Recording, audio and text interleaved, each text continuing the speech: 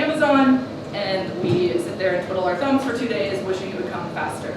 But at the end of the day, whether or not our postal system works is not going to determine the survival of our species. In cells, on the other hand, if we disrupt our cellular postal system, we get a lot of diseases that can manifest. And some of those, for example, are neurodegenerative disorders, various cancers, and developmental disorders, just to name a few.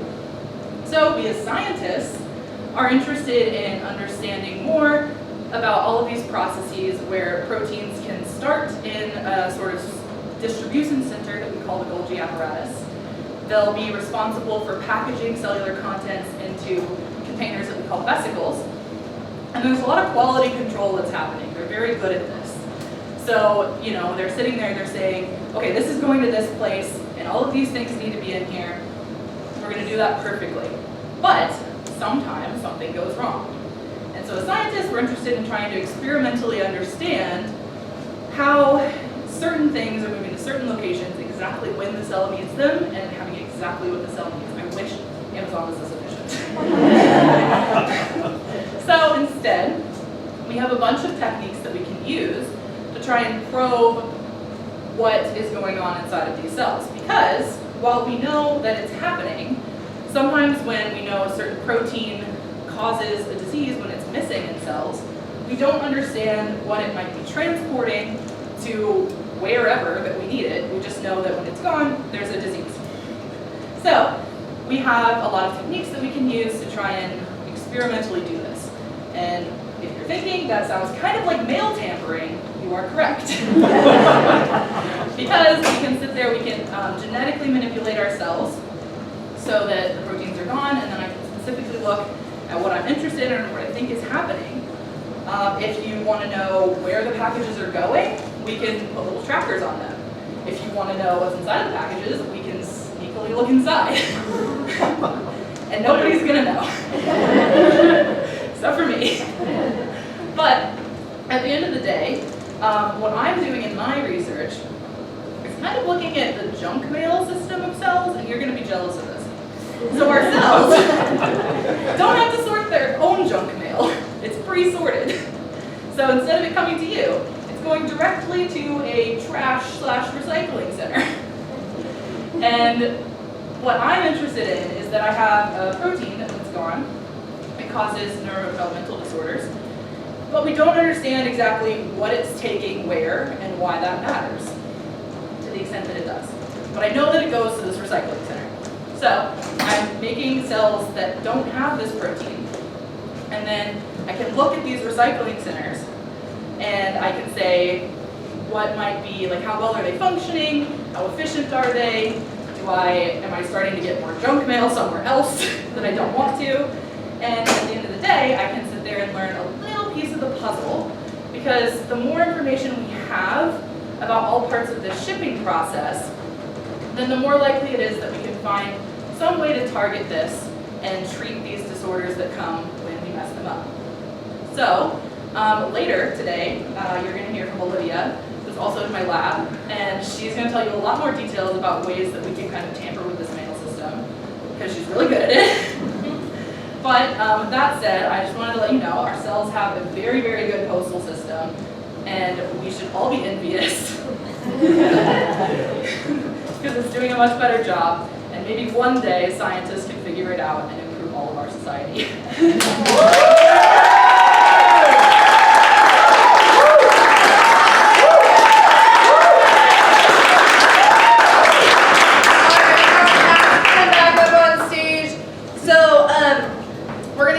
Presentation of science, and Natalie was talking a lot about sneaking a look at packages. I was thinking Christmas packages. Okay, so Christmas packages.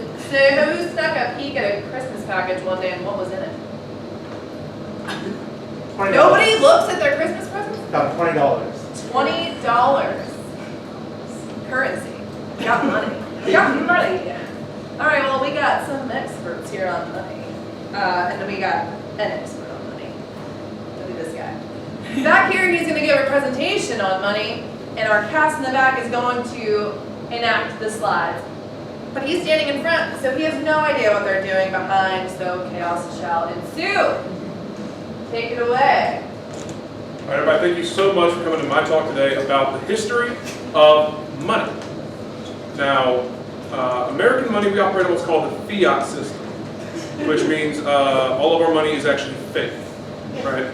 It's just paper, it doesn't mean anything.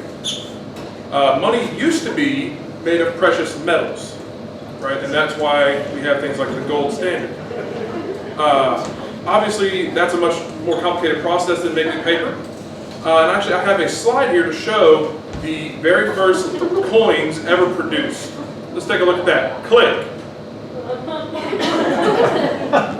Now, popular, it's not just on American or modern day currency that we have famous political figures. The ancient Romans would actually also brand their coins with various imagery. Here we can see Caesar being ascended, Cleopatra hanging on tight. And then this actually depicts the fall of Rome, where Brutus had murdered Caesar and the sun observed the entire event. So it kind of just talks about the sun. But that's the first ever coin. And let's get back to the talk. Click. So eventually, we started to realize if you're just carrying around a bunch of coins, what's going to happen? Your pockets are going to jingle, and you're going to get robbed.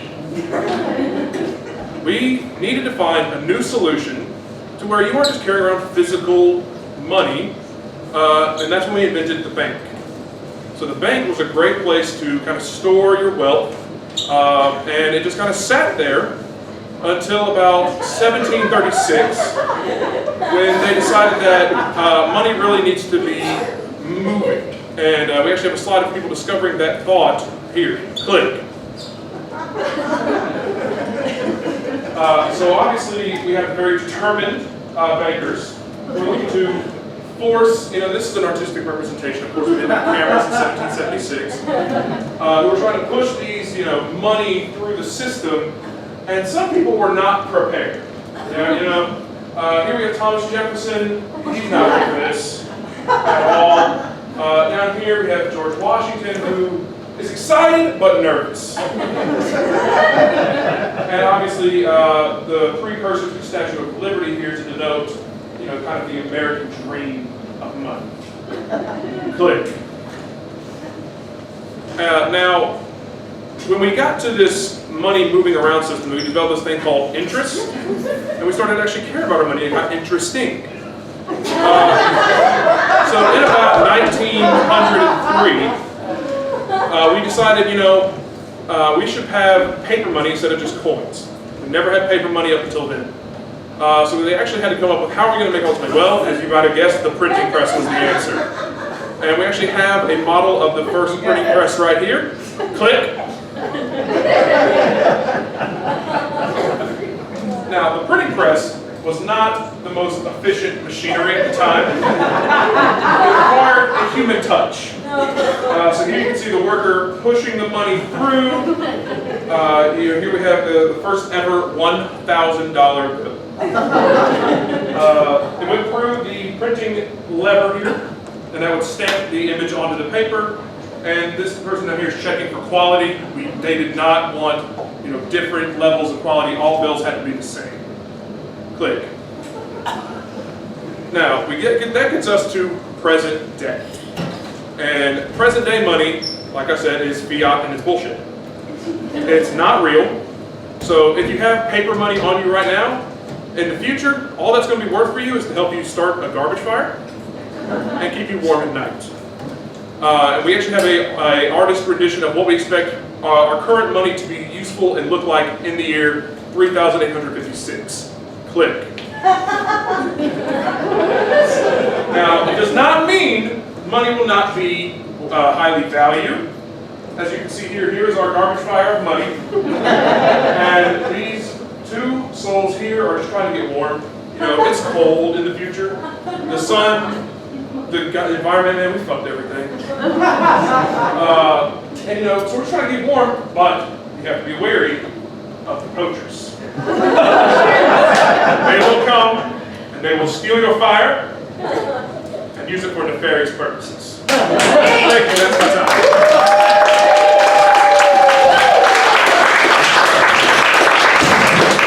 Alright, well that was a lot of fun. So for next game, we're gonna play, we're gonna see 3 different scenes. We're gonna see a scene with Mom and Sam, and Mary Claire, and Sydney and Lindsay.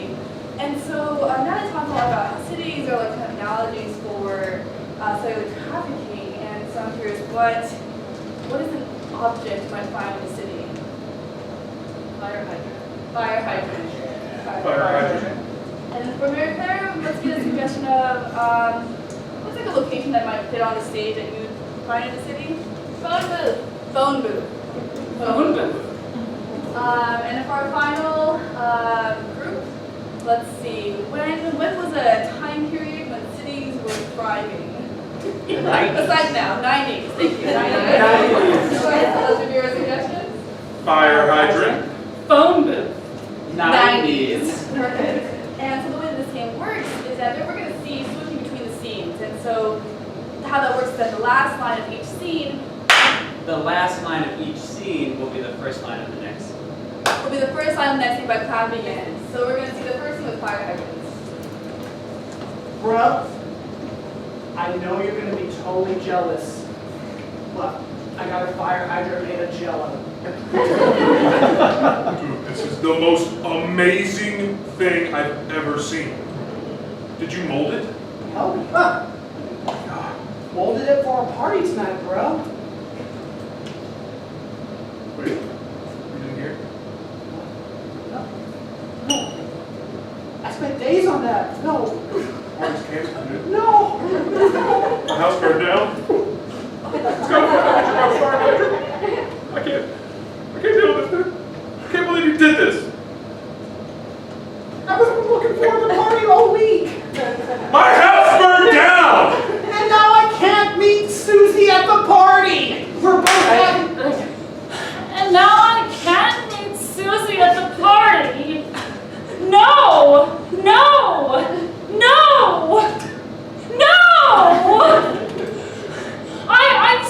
I'm stuck here at this gas station. Yes! Yes! Yes! Yes! It's the last payphone I think on earth. No! No, I can't. I'm just gonna stay in this phone booth until I can find another way out. No! No! Don't you think if the gas station was open, I would be in there? Don't you think if the gas station was open, I would be in there? God, you turned into such a brat when you became 16, Tina. Yeah, I need my Slurpee. Tina, you know, I'm working now because your dad and I separated. Because women do that in the 90s.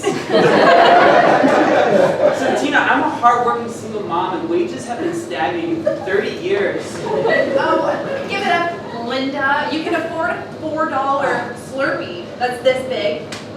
Tina, what did I say about calling me by my first name? Just because we're feminists now doesn't mean that you cannot call me mom. It's the cool thing to do now. It's the cool thing to do now, right? So I made you a Jello mold of your grandma for her birthday. She died last week. What the fuck, dude?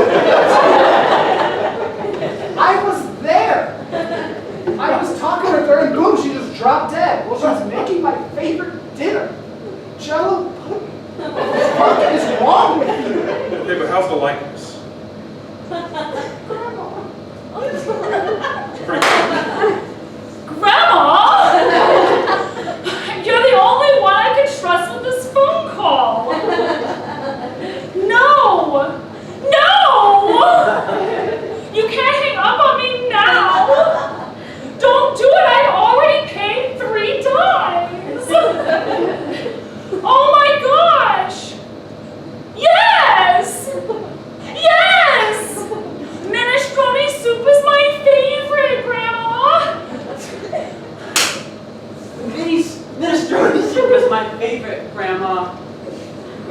gosh, she used to always make me ministers. But all I can afford is SpaghettiOs and ravioli, the microwavable kind that we had in the 90s. Just shut up and eat it, Tina. God, I'm sick of being alone. It doesn't even have the meatballs. Seriously, you need to stop singing Nothing Compares to You to the absent father. And stop talking to grandma, because that's also weird. If you're a feminist, I need you to just step into it so the future generation of us feminists understand that. Tina, you don't know what Build it's on it. You don't know what it's like listening to Alanis Morissette as a middle-aged woman in the 90s. It just doesn't speak to me. There's no one in my time. We had Diana Ross and... It speaks to me. I don't like hate. This speaks to me and all my haste. A giant, gelatinous bone. It's a giant gelatinous phone booth. It's a giant gelatinous phone booth. I It's know like what... juice.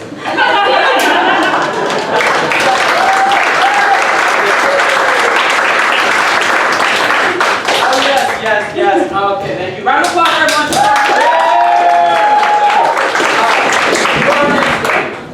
So we heard from a very, very intelligent scientist, but like Thomas was saying at the beginning of the show, we are a very intelligent scientist ourselves. And while Natalie was an expert on cells, these three panelists are experts on everything, believe it or not. So you can ask them any single question, any piece of advice that you would like, and they will be able to answer. I'll let them introduce themselves, because I don't know them yet either. Why don't we start with panel number one? Well, hello. How are you today? Yes. So my name is Melanie, and I'm from the UK. I've been watching what you Americans do all the time. It's just gosh, really. It's kind of crazy, but it's very entertaining as well. I'm happy to be here with you. What a mixed message. Our panelist number two. What's up, everyone? I'm Dan from Dan's Construction, 865-302-5194. Hit me up, there's no roof I can't fix. Alright, thank you, Dan. Interview the clause about self-promo. Panelist number three. My name is Cleavor. I will rule this planet. You will all be subject to my demands. Hey, Cleavor! Cute! Yeah, manifest what you want. I'd love to see that. Alright, let's get a question from the audience. Does anyone have any questions at all? Like, I don't know. Oh yeah, I see a hand right here. Why doesn't all tap grass taste like mint? Why doesn't all tap? Why doesn't all grass taste like mint? Why doesn't all grass taste like mint? I've thought about this myself. Let's start with panelist number one. Grass tastes like mint. Because mint belongs in your tea, and the grass belongs in the ground. We are just laying ourselves down on the earth and licking it now? I mean, really, what class in America? Class in Mint, maybe a little lavender, yes. Totally. Get rid of that grass. It's not worth it. Thank you. A very simple answer from a very deep woman. Panelist number two. Yeah, so I know what she's real trying to say though, is like read between the lines, those Brits can't really do that. We're talking about rats, some of that good kush, what I'm saying? So I got, Jerry down the block at Jerry's Construction, piece of shit Jerry, but he has that really good kush, tastes just like mint. So I wish most of my stuff be from Jerry's, like we can almost combine like Dan's Construction, Jerry's rats. You know what I'm talking about. Okay, thank you, panelist two. Again, didn't read the clause about talking about legal materials. Panelist number three. When Cleavor is in charge, all grass you will hope tastes like mint because that is the only food you will be provided, you worthless piles of garbage flesh. Cleavor's home planet's grass tastes like honeydew and oxygen. Thanks, Cleavor. Be jealous. Okay. I think I'll stay in this spot from now on. Okay, any other questions from the audience while we're all shitting our pants?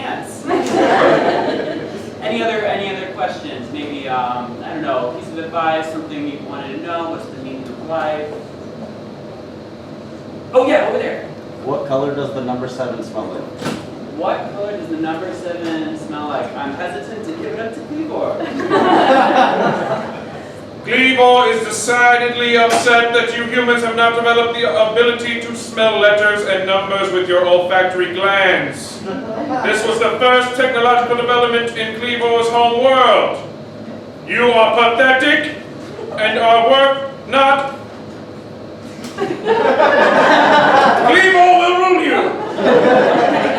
I didn't think I'd disappoint anyone more than my dad, but Cleavor is here. All right, and that's number 2. What about numbers and smelling? So, if you come down to Dan's Construction, that's 865-502-3695. That one smells like lilac. We will give you the best rates in town. Trust me, I know all about numbers. Back when I was a kid, learning like math and shit, like I did this one like project, and as like a southerner myself, like I made it all out there as foods. And the number 7, 3 meatballs. That's how you do it. Thank you again, Dan. Just a reminder, the business cards under your seat are not by our company. That was Dan. He did it against our will. Dan was number 1. Tell us about numbers. Okay. Well, you're very creative, you Americans. 7's having a smell. Wouldn't that be delightful? Instead, my mother wouldn't even tell me her emotions for all of my life. Could you imagine if numbers had smells? I mean, much more. Yes. But they don't actually have smells. How Maybe about not for you. if I could just take myself back to childhood, I think I would want the 7 to smell like lavender. It's lavender. Another answer. Correct. Thank you for the commentary. And any last question that we have? Oh yeah, right here. What's the deal with Stonehenge? Yeah, Ms. Lander, can you answer that? Now we're talking something important. Right. Back in the UK, we have a very, very old civilization where it started. Believe me, our British it all started there. And you could really just go there on a vacation and see every little stone. They're very big, actually. So by saying all this loud and tall, it's going to walk, right? It's very important because so many people don't know how they got there. Because we were magicians. Back then, we were even better than we are now. Oh, I feel like I'm having an existential crisis. I think I need to my mother. Yay! Okay, before any other depersonalization crises, number 2, can you keep us going? Yeah, no depersonalization crisis here. All about construction. Stonehenge, ancient construction. Tell me, I'm an expert, I can see it. And if you want Stonehenge in your backyard, no roof leaks around there, that's Dan's Construction. 865-502-3695. It's right across the street from Gary's Construction. They sell grass, but bad construction. So if you ever need that, hit me up. I guarantee there's not a leak I won't fix in your Stonehenge. Thank you. On Instagram at Real Dan's Construction. Okay, thank you, Dan. Thank you, Dan. I'm gonna cut you off there. Finally, evil, scary guy. Cleavor, Yes, sir.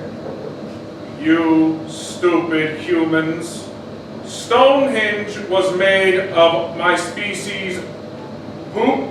And you think it's some sort of massive work? We dumped it here many, many years ago to see what you would do with it, and you idolized it. You say you shit rocks. Yes, obviously, when you remove all nutrients most effectively, your remains look like rocks. Well, I hope you all learned something. I sure didn't.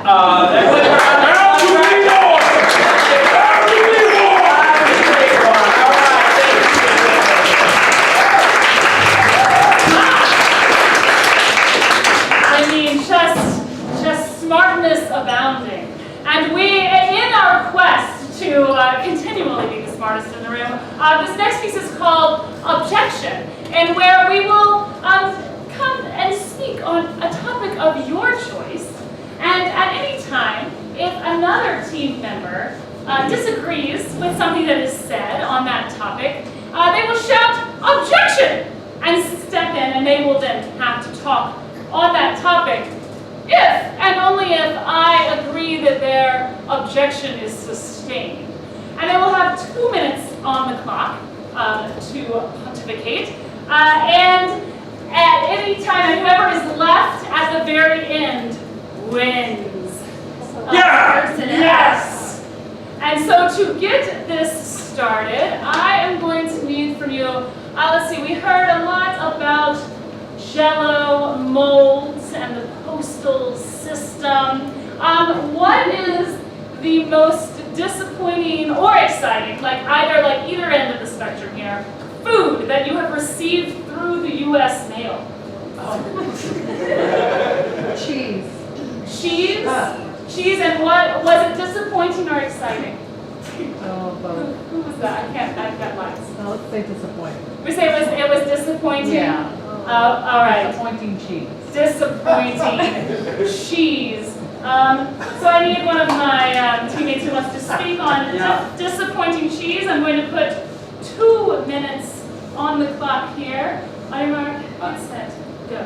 I don't believe that there actually is such a thing as a disappointing cheese. Cheese is one of the tastiest foods that can exist. It's a specially crafted recipe to ferment milk. Don't quote me, scientists. Into a product that is delicious and better, easier to digest than the original. Objection. What is your objection? It's not easy to digest for people who are lactose intolerant. Oh, it's true. I cannot believe that in this day and age we have not developed a cure for lactose intolerance. Objection! I take lactase pills.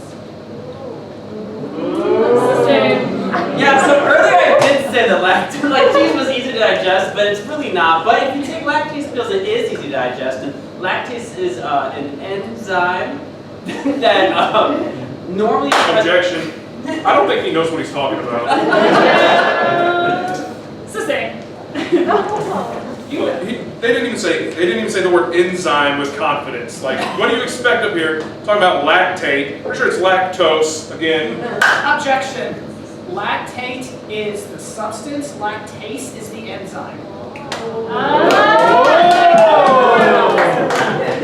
So, we need to get our sugar straight. Lactose is a disaccharide formed of glucose and galactose. Objection! Yes? I am bored. The laughter of the audience is going to sustain that. We're at 1 minute, folks. Thank you. And I will say that cheese in the mail that's like room temperature, like what in the heck? Like, I love cheese. Do not want to eat something that's been on a shelf for months. Objection. Almost every food has been on the shelf for months. This is true. Refrigerator section. Okay. Denied. Yeah, I'm Let's hear about the stick with this refrigerator one. section. Well, I'll tell you about the refrigerator section. It's got my favorite thing in there. Pizza. Fresh pizza. Objection. Fresh pizza is not in the refrigerator section. It's in the bakery. I want to hear the other objections. Other pizzas in the freezer section, not the refrigerator section. I'd like to hear about the freezer section. Yeah, there's lots of good things in the freezer section. There's ice cream, there's popsicles, there's frozen fruit. Objection! Steve's only listing desserts and sweet things. I don't think Steve is fully exploring the full spectrum of what's in the IST4K section. I want to hear about the full spectrum, Camille. Alright, so I love desserts too, but man, there's so many other things. They've got some vegetarian, so they have like those vegetarian corn dogs, vegetarian chicken nuggets. Objection. I'm sick of hearing Camille talk about her vegetarianism. No, denied, too personal. That was horrible, Sam. We got 30 seconds. Yeah, I mean, I invited you over to my house like 2 weeks ago. Objection, that didn't happen. I'd like to hear what you did 2 weeks ago, Sam. 2 weeks ago, I was rehearsing for an improv show called New Tales. I was also doing a rehearsal for this show. Objection. He did not pronounce the silent G in Newton's.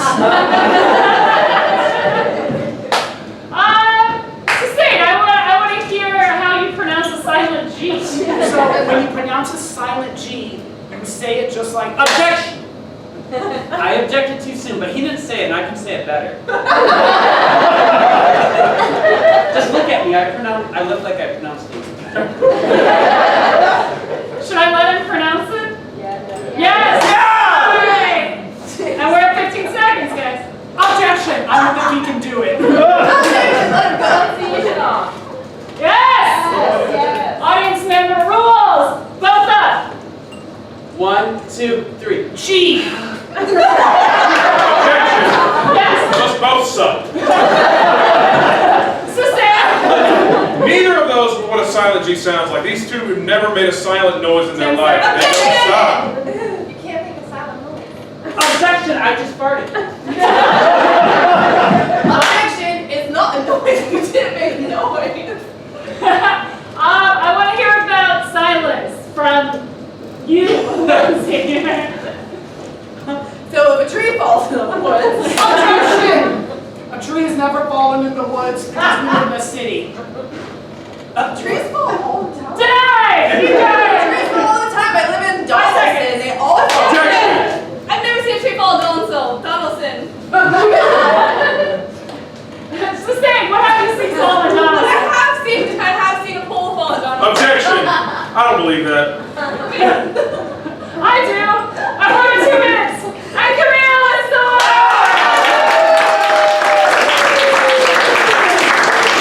Alright, thanks so much guys. Thank you for making me the winner. We're gonna have a quick intermission for 10 minutes, refill on your drinks, and we'll be back here in 10 minutes.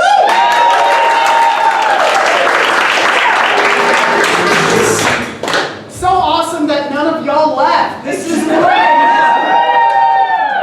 And we might even gain some people. That's plus positive. We are back for our second half, and for our second half, we're going to start with our new scientist. This scientist is one of the best undergraduates at Vanderbilt of all time, in my opinion. She's amazing. She's a rock star. Look at her for a Nobel Prize in about 20 to 30 years. Let's bring up to the stage Olivia Pembridge.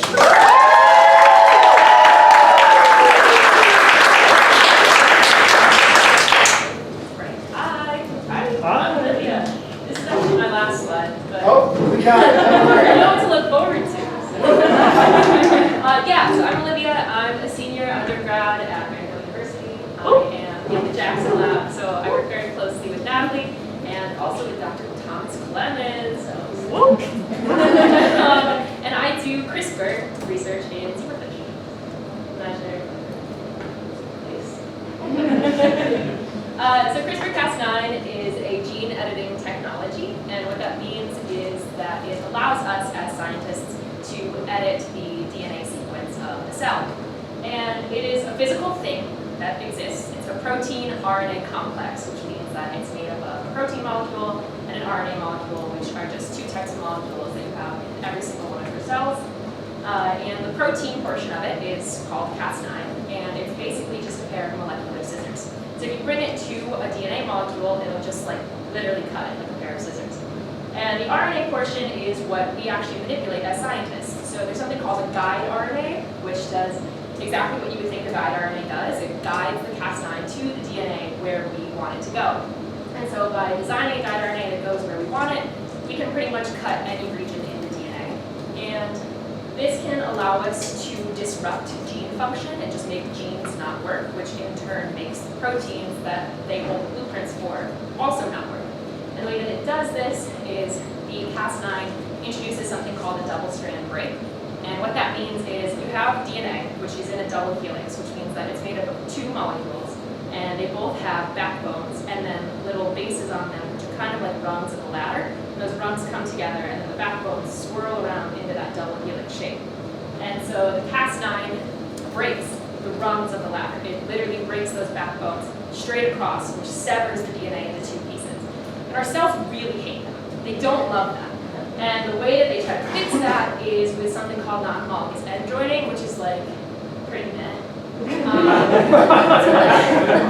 They literally just take the two pieces and glue them back together, and sometimes, like, because they're just like free floating, we can lose bases, we can add bases, and so it just a lot of times doesn't go back together very well.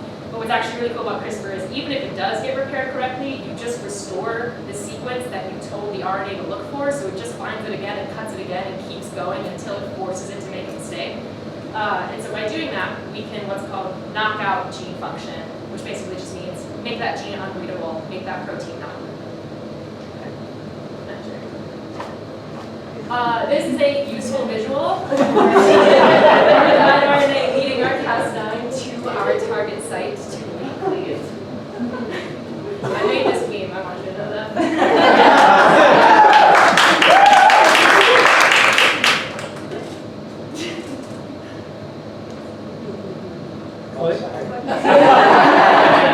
Make the sound when you do it, because I can't see you. Okay, I got you. I work with a protein called AP4, which is also the protein that Natalie works on. So this is part of that postal system that she was talking about. And AP4, or adapter protein complex 4, is made up of 4 subunits, or just like parts. So we have 4 different protein parts that all come together to make one big protein. And it helps in that shipping materials throughout the cell to that recycling center, we think. But we're not exactly sure how that works. But as she said, loss in humans of that protein leads to a lot of neurological disabilities and disorders, spastic paraplegia being one of them, and AP4 also works with a binding partner called tepsin. It's a separate protein, but they just like work together. And then last piece of background, this is a zebrafish. This is what I do all my work in. And this is a baby zebrafish with a little embryo. But the image on the top right that's labeled B, that's the developmental stage that I do most of my work in. That's about 24 hours post-fertilization. You can see there's little arrows. There's one pointing to the like circle around it. That's called the chorion, which is basically like an amniotic sac, kind of analogous to that. And then there's an arrow pointing to the head at the top left. You can kind of see the eyes if you look closely enough. And then it curves around the yolk, which is that big blob. And then the tail is down at the bottom. So that's what we'll be looking at. All right, click. So my research goal was to use CRISPR to knock out the AP4 genes. I hate to break it to you, it's not my zebrafish. And so I have to knock out each of the AP4 genes, because there's 4 subunits, so 4 genes, individually, and then also tepsin. And then I just see what happens. Like, just kind of mesh it up and then look at it. And so I have to look for like consistent phenotypes or like things that happen, because obviously if we have an anomaly, it's probably not. Like we're stabbing the fish at one cell, so like sometimes they can just get messed up from that. Okay, click. And before I did that, I had to make sure my CRISPR worked, because that's important. So I knocked out a gene called tyrosinase, which is a pigment gene. A lot of people use this as a control mechanism because we've just studied it a lot, we know it does. So you can see the picture on the left is there's an arrow pointing to the eye, which is that really big, dark black ball. And then on the right is my knockout tyrosinase. You can see we've lost a lot of the pigments there. So like thumbs up, that's good. Okay, next. And this is what I found. It turns out when you knock out AP4, sometimes fish don't have heads. So their heads just, they're really small. Or in some cases, they just don't have them at all. So you can see this top row going all the way across are wild type embryos, meaning I haven't done anything to them. They are just existing. I didn't stab them, they're fine. You can see how big the heads are, right? They're really sticking on there. And then the bottom 2 rows for each one are my knockout embryos. So I have going across all 4 subunits and then tepsin. And you can see there's very, very little heads or no heads in some cases, but we still get really strong development in the tail, which means that, you know, this phenotype being consistent, that's probably right. That's probably what I'm doing. And then this makes sense, right? Because we know that AP4 loss in humans leads to a lot of neurological disabilities. So now it's my job to figure out what this means, which is exciting. And that's actually all I have for you, but I'm really excited to see the skits.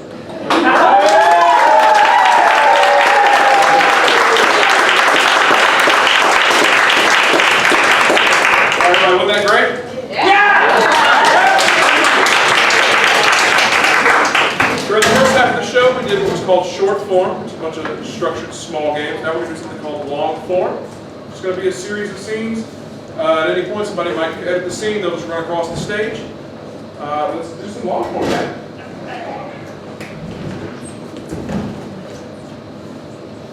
A zebra fit.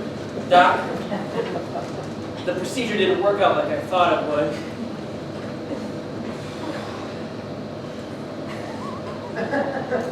I have gills. I can see that. I was just trying to think of a sensitive way to say, I fucked up. Just wanted a neck lift.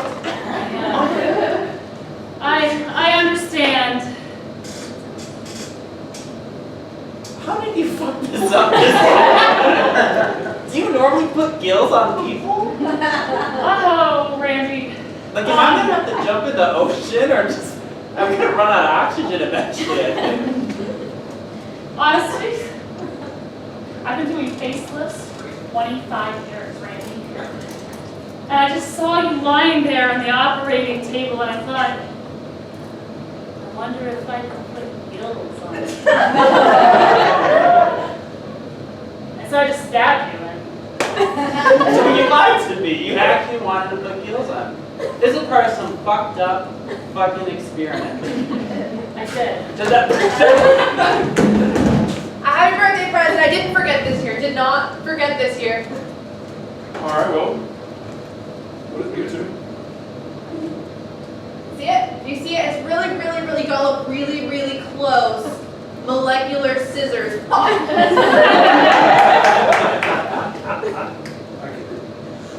Wait. Don't break them. Oh, shit, I broke. Well, we're your own birthday. But I didn't forget. See, I didn't forget. I never forget. No. 25 years of friendship, Bobby, and I did not forget this one. I forgot all the other ones. Oh, that one, but not this one. I mean, it's fine. I just, you know, well, maybe there was something else you wanted to do for my birthday. Good not. Just friends. Just 25 years of friends, and that's it. You're acting mighty weird, Bobby. I don't even know how to stand. You're making me uncomfortable. What are we talking Susan, about? maybe it's about time we get a little uncomfortable. I don't know how to feel about this. I've been your friend for 25 years. Oh. I know every secret you've ever had. I know every breakup you've ever had. Oh, we don't need to talk about my. I want to talk about a new adventure. Okay, new adventure. I'm in. Are you? Should I not be? I would hope so. Okay. I'm trying to ask you out. You go out with me like a date, I want to move this friendship to a relationship. Oh man, molecular scissors really did it for me. Yeah.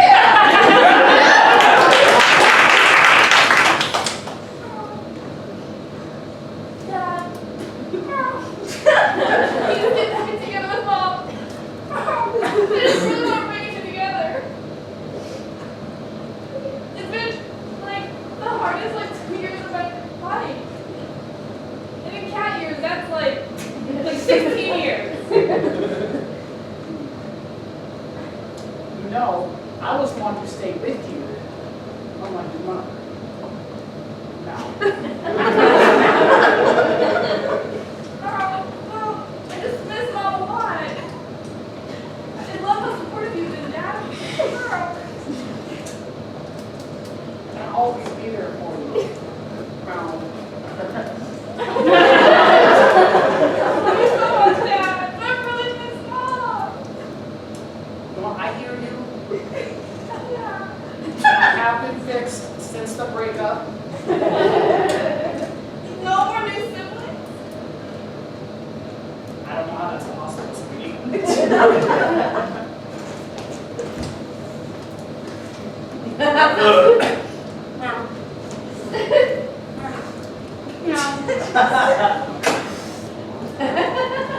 That was great, Susan. Meow. You know how to take my mind off of things.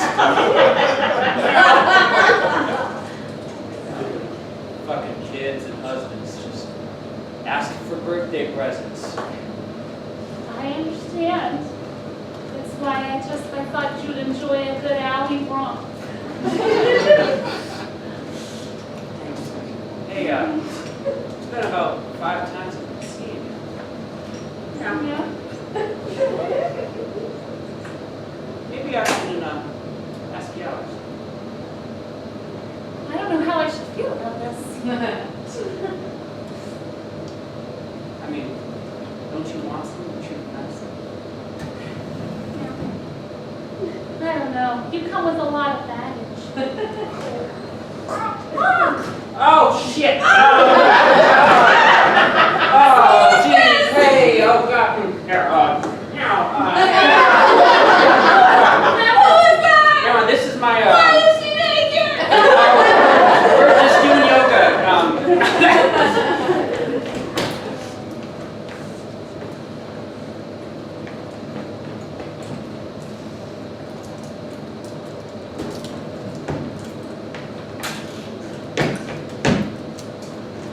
Cook faster. I can't control heat. I'm gonna need it to be a little crisper.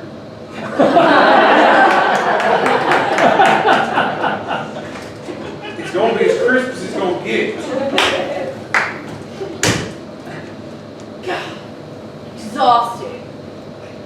You've been real uppity since you started doing all this science. Once you know things, you know all things. You know, you And think you're smarter than your dad. Think dad don't know how to cook bacon no more. well, you Ain't make- crisper enough.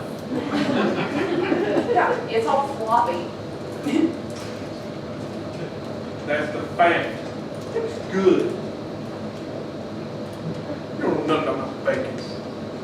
See, as your doctor, I'm telling you, you need to stop eating bacon.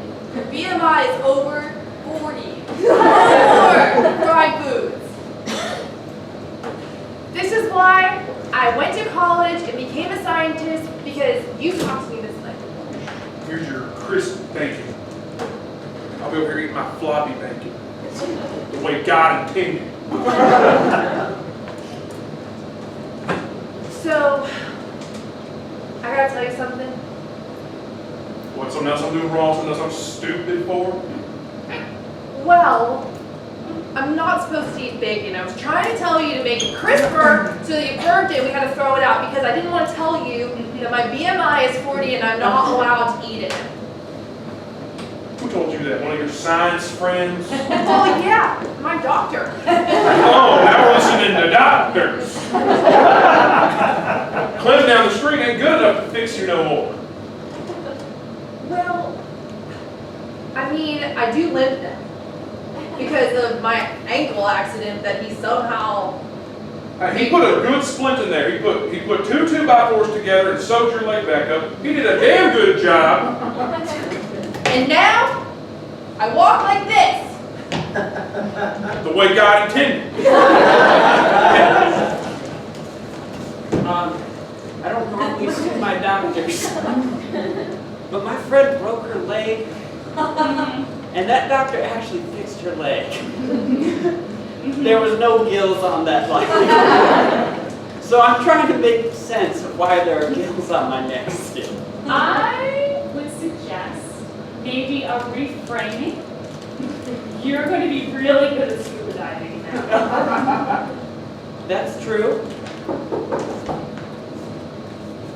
Dr. Clem, where'd you go? I'm sorry. Oh, your patient just disappeared. What the hell happened? I'm back. Sorry, I had to We go. were having a very serious conversation and your knock just startled both of us into hiding. I had to dunk my head in the pool to just get some oxygen. It's just the assistant. I know what happens in the down the street barn. Nice gills. That's good work, Dr. Clem. It's a work of art, It's right? way better than that splint you did with the ankle. She just limps now. It's good. This masterpiece. So we're all Thanks. not.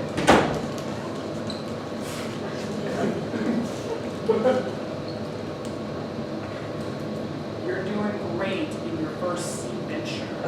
I don't know how to feel about this. Just swim with me, man. I'm your guide fish. unknown land. Take my flipper. Okay. Oh my gosh. This actually is kind of nice. Hey, you two fish boys. Oh, it's a shark. That's a shark who's also a fish. I appreciate you two coming around here, fishing up the place. This was a shark place. Sharks are fish too.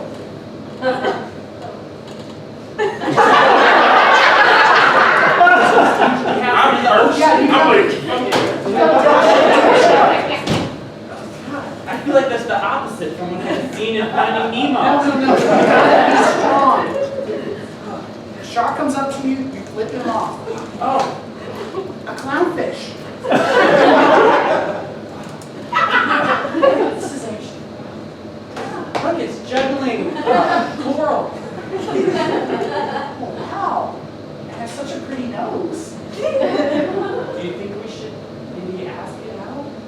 Hang out with us? Yeah, I'm going to double date. I just want you to know, I'm a clown, but I can hear you. Oh, shit! I will go out with you. I don't have friends. Oh, him. Oh, look, a dogfish.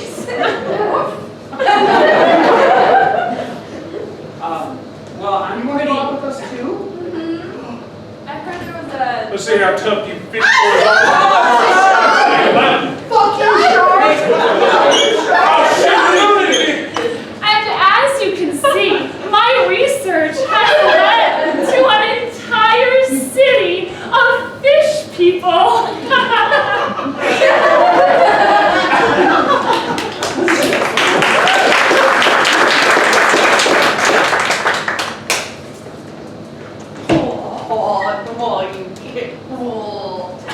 Oh, I'm angry. I'm angry at you. So angry at you, I just want to knock you out. Yeah, you still haven't given me an answer. We've been dating for 18 years. 38 years together. Yes. So, I'll ask the question for the 80th time. Will you? Oh, it just makes me angry though. You have to understand, relationships were hard. My parents never gave me birthday gifts. I tried to be better at it. And now, commitment just seems wrong.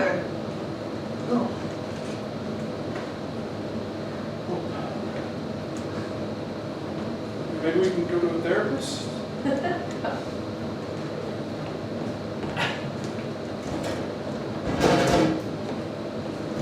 Hi, thanks for coming to couples therapy. You're both here. Sure. So I just only want to see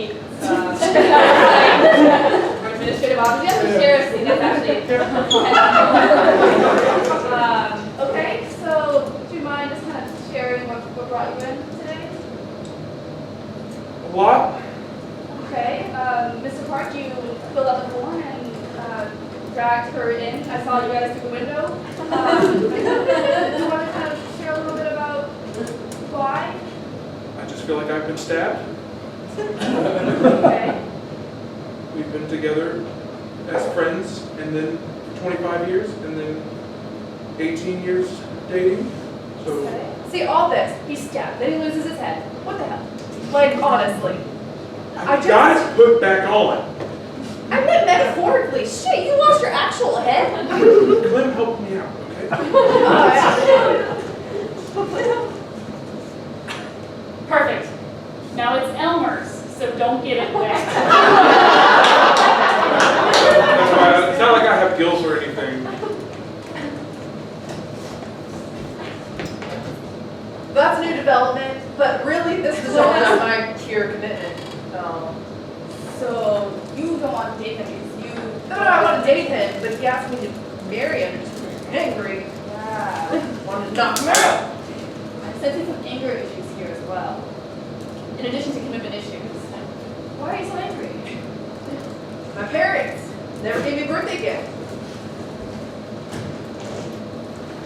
Oh, it's your birthday? Yeah, big fucking deal.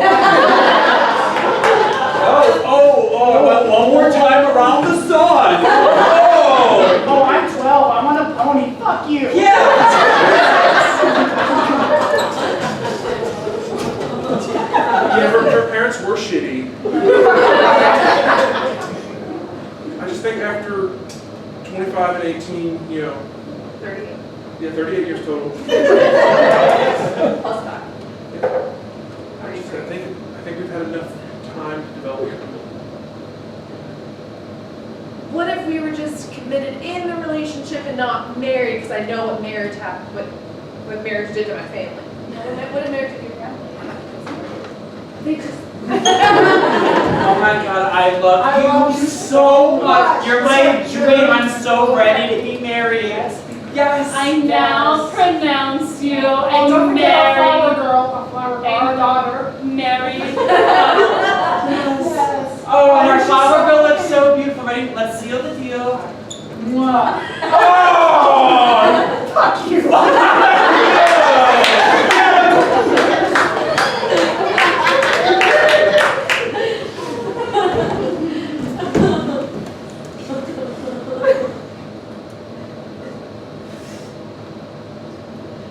An alley romp is just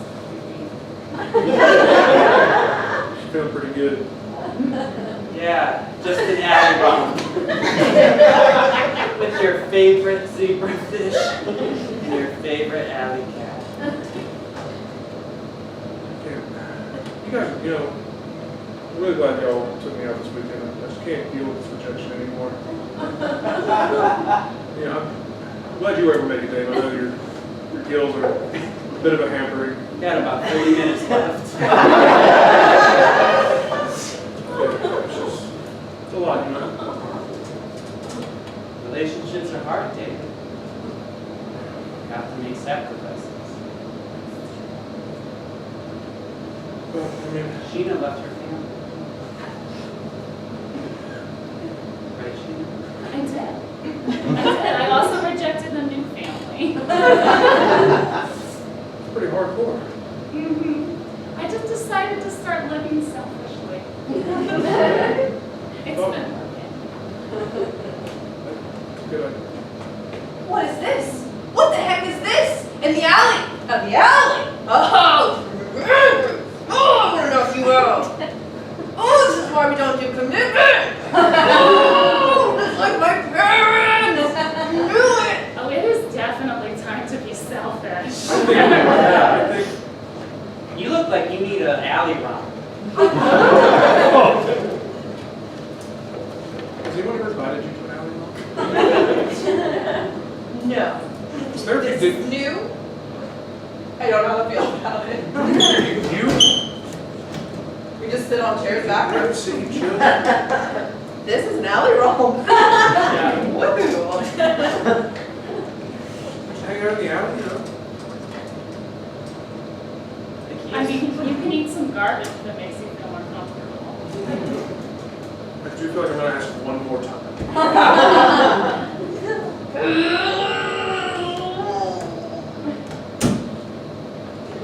Okay.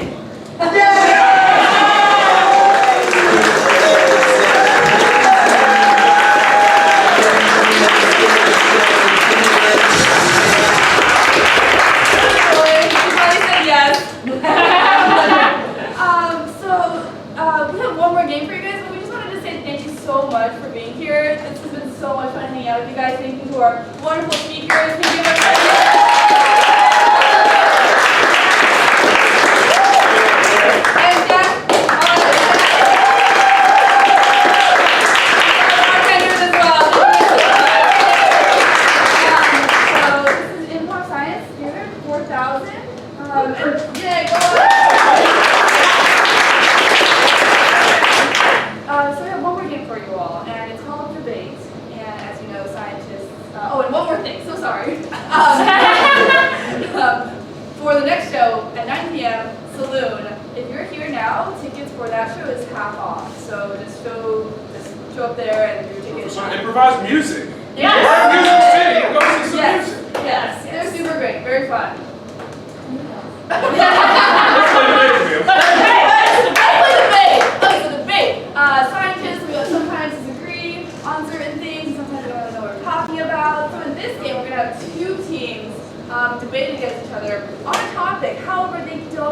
what the topic is they're going to debate on. So we're going to send our debaters out of here on the count of 3. 1, 2, 3. Out of here! Over with that. My bad. Okay, so the way the debate works is that we're going to have 2 mimers who can act but not speak.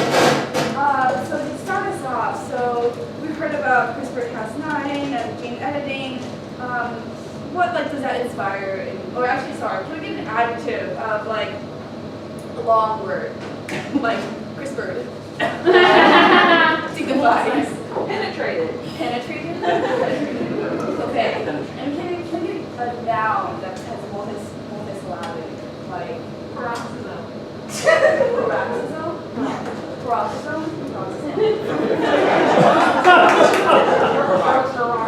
It's an organelle. I took Bio 101. Bio.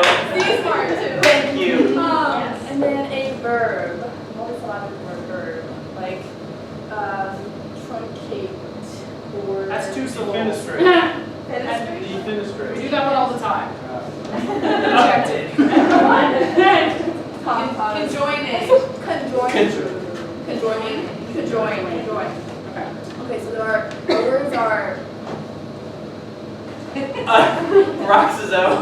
That's the second word. There's penetrated. Penetrated. Penetrative. Penetrative, is that correct? Penetrative. Penetrative peroxisome should or should not Conjoin. conjoin. Oh my god, okay. All right. PPC. PPC. Okay, PPC. Okay, great. Say one more time. Penetrative peroxisome should or should not conjoin. Okay, great. So let's bring our players back in here on the count of 3, and we'll say get back in here. 1, 2, 3. Get back in here!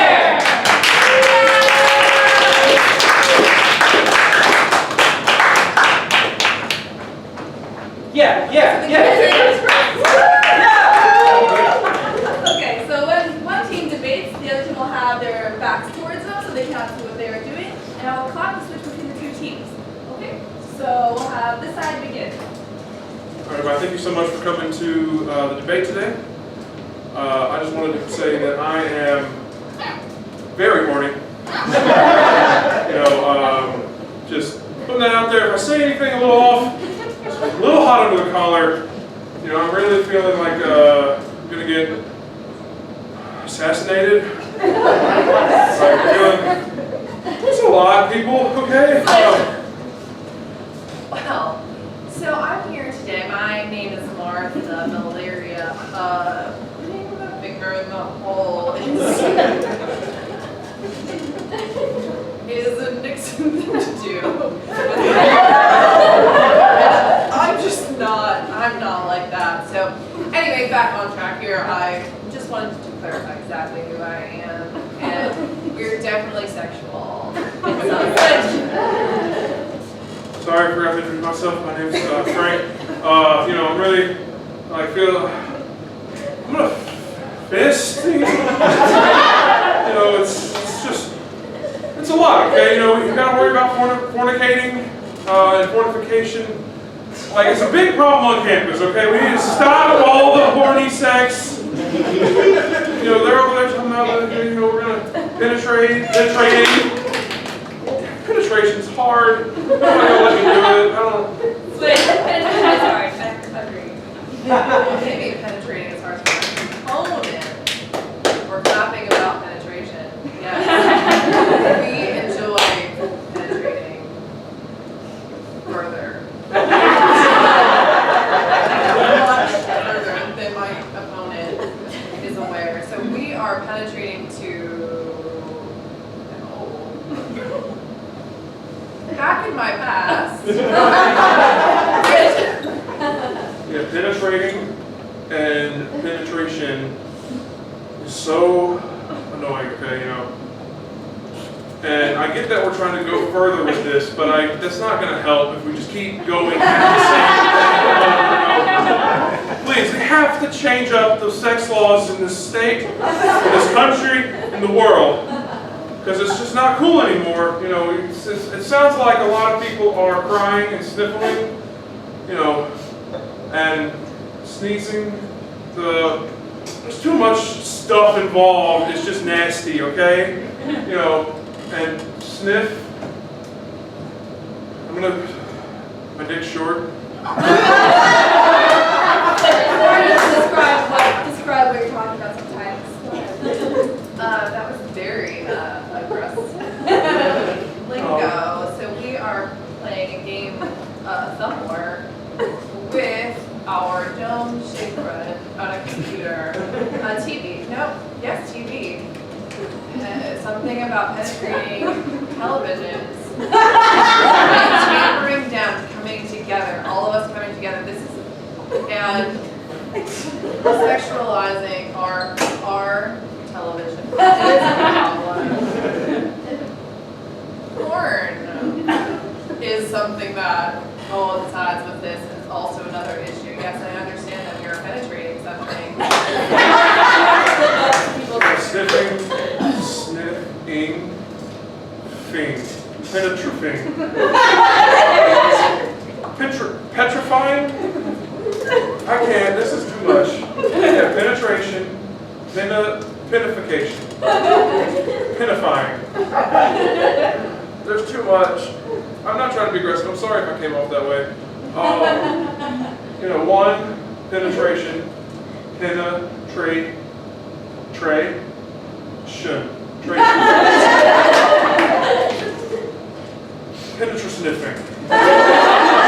Sex act.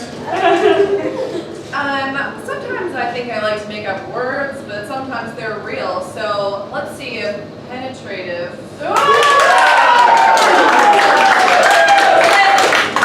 Yeah, okay, it's a little penetrative. That's fine. You know, as we blend up things and my sex life's kind of garbage. It's mostly all in the head. It's just hard to be, you know, a fish in a big ocean that, like, you know, the whirlpool gets you and just shreds you up, man. The world is a pretty scary place. You got a lot of turmoil. And in this case, we've got a tub of, we're setting something on and swimming and exploding. Because when you put things together like that, you get a mighty explosion. Especially like my component just keeps talking about his sex life, and we're gonna attack that with a piranha. And just call it a day there. So we're gonna explode and explore our possibilities by grabbing and biting and ripping all of the things that matter to us in this world of turmoil. So, you know, why you gotta bring biting and ripping into the bedroom? That's just not okay. You know, and like, you know, I don't want to pour salt in the wound, but like, you know, it's just not good. You gotta patch up things when you get bit, and like, I'm not comfortable with that. It stings. You know, jellyfish sting, and they, you know, put them in a jar to like study. So maybe like we can, because like jellyfish, I think they reproduce asexually, and you know, we can have a jar of salt, of jelly, and jam in the bedroom, and that's okay. You know, bring a little toast, bring a little jam. You know, you're gonna have a cut or two, and salt. this is an interesting debate about my opponent's sex life. But let's first talk about taking a whiz. Wizard. No, not whizzing anything. I do like Harry Potter though. So we are going to carry this on with a stream of consciousness and carry that through the birthing stream. So we're now in a stream of urine, urinating, there's a bigger word for urine apparently out there, but like I said, I like to make, there's shorter words too. There are shorter words for I don't know why why we're getting offended up here on stage. I just want to say that this is a very important discussion that we're having, and we need to take it seriously and listen to what's down there. The sound of the stream, the babble, the... Yeah, we're just gonna stay calm, not get this here. Yeah, no, we're Episcopalian family down here. You know, yeah, it's cool to be. It's all right. You know, like the Fonz always said, hey. You know, we've got something longer and something right, nice. Okay, niceties. You know, and I'm really upset because she called me a wizard, and you're not a wizard till you're a virgin and you're 40. Okay, so keep that out of the conversation. You know, and not to put myself in like a box here, but I'm no square. And it's cool, niceties. Look, cuttlefish are a great representation of how humans should be. They should cuddle when they fish. Now we're talking about cuddling. He really does like to bring it back to sex every single time. Sometimes we need to talk about chickens, though, and how they contribute to society with their beaks. And they peck things. Peckers. Peck.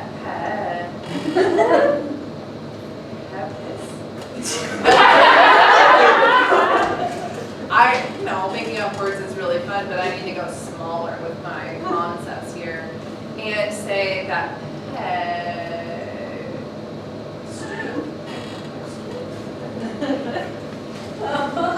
is an important aspect of some sort of chemical compound, I believe.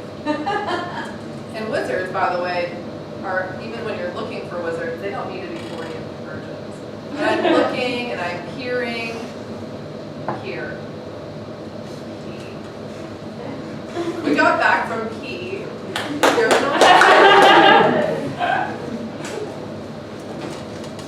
Great, thank you. You know, my pectoral muscles are, you know, the full body, the heart, and the lungs. Get everything, get your chest in there. Each person, purr. I'm gonna, like a cat, right? Purr like a cat, yeah. And breathe, exhale, suck, breathe in, breathe out, oxygenate, peroxide, peroxidize. Yeah, and it goes in there and it just explodes. Peroxidizing, wow. Peroxidation. Yeah, is a word that I can come up with. I look at words all the time. Like when we are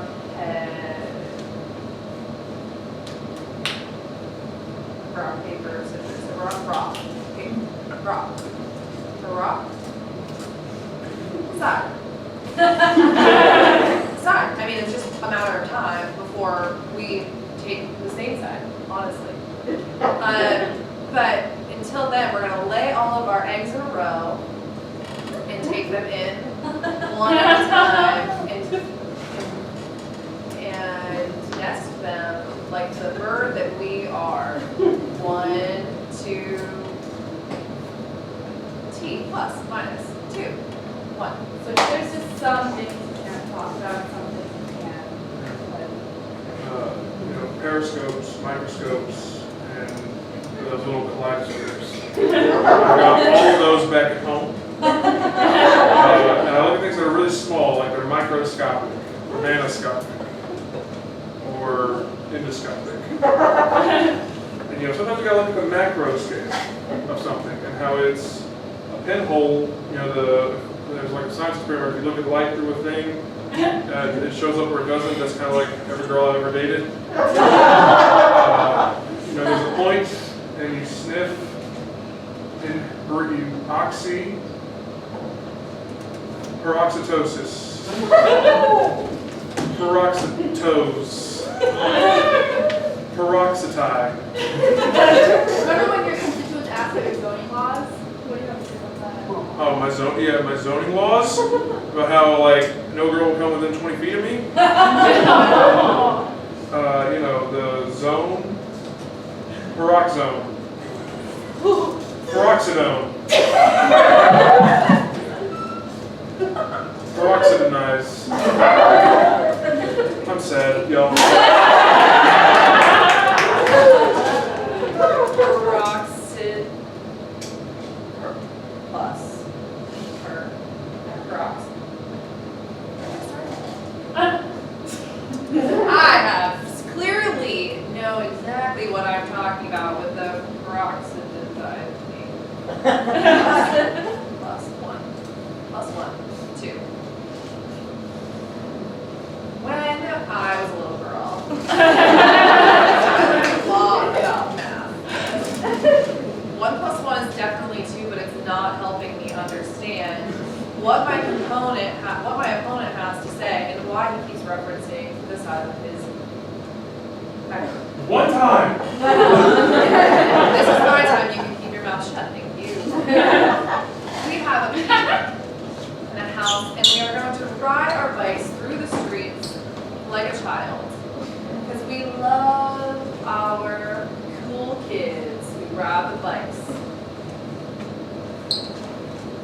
And we're going to get wild with it. People are wild, and some people are not. And that's important to take away, because when we pet, Yeah, let's just establish a thing. We got peroxidized, yeah, peroxidin, yeah, paradoxical outcomes. The final part of this really is that we have to, pop some champagne, aerate, and the nose is very important on wine, I've been told.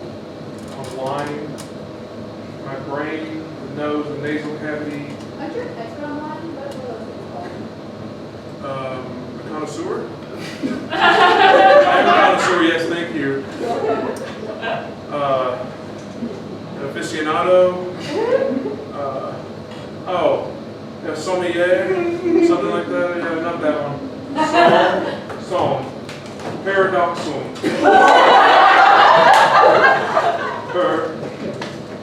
Peroxid. Peroxid. Peroxid.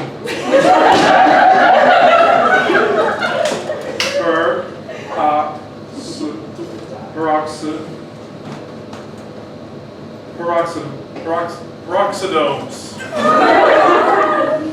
Peroxidiomes. I'm sorry, I'm lost. I feel like I'm failing, just like every time I try to get action. Let's just drop the beat. Drop it. Okay.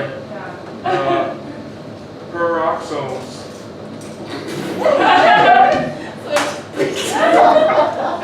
peroxisomes.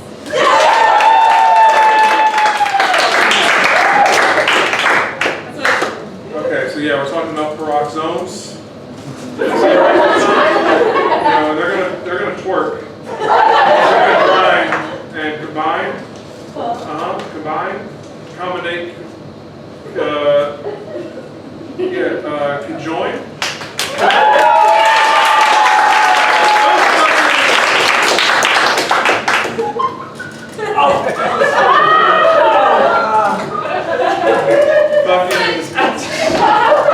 Because I believe that penetrative peroxisomes should not.